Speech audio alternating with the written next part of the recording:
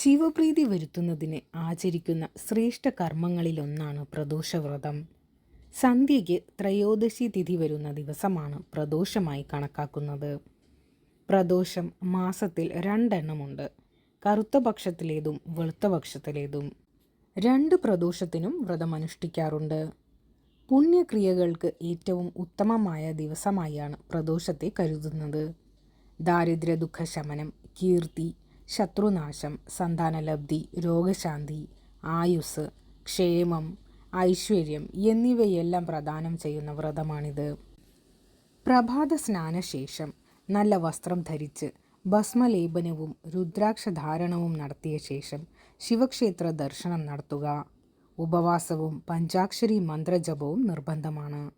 സ്നാനശേഷം സന്ധ്യയ്ക്ക് ക്ഷേത്രദർശനം നടത്തി ശിവപൂജ നടത്തി കൂവളമാല സമർപ്പിക്കുകയും വേണം. ഈ സമയത്ത് കൂവളത്തില കൊണ്ട് അർച്ചന നടത്തുന്നതും വിശേഷമാണ്. അതിനുശേഷം പാരണയോടുകൂടി വ്രതസമാപ്തി വരുത്താം.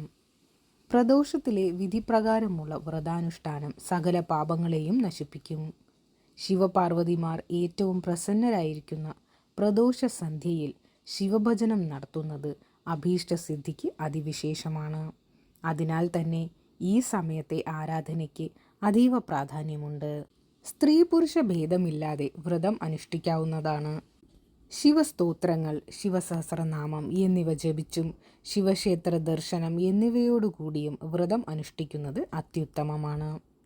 പ്രദോഷ സന്ധ്യാസമയത്ത് കൈലാസത്തിൽ ആനത്തോലുടുത്ത് മഹാദേവൻ മഹാദേവിയെ രത്നപീഠത്തിലിരുത്തി ദേവിയുടെ മുൻപിൽ ആനന്ദ നടനമാടും.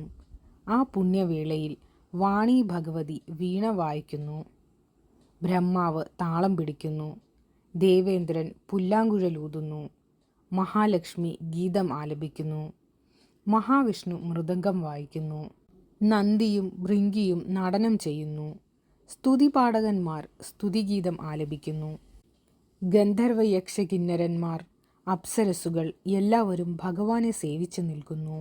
അങ്ങനെ പ്രദോഷ സന്ധ്യ സമയത്ത് കൈലാസത്തിൽ എല്ലാ ദേവീദേവന്മാരുടെയും സാന്നിധ്യമുണ്ട്. പ്രദോഷ സന്ധ്യാവേളയിൽ ഭഗവാനെ പ്രാർത്ഥിച്ചാൽ അത്യധികം സന്തോഷവതിയായ ജഗജ്ജനനിയുടെയും മഹാദേവന്റെയും മറ്റെല്ലാ ദേവീദേവന്മാരുടെയും അനുഗ്രഹം ലഭിക്കും.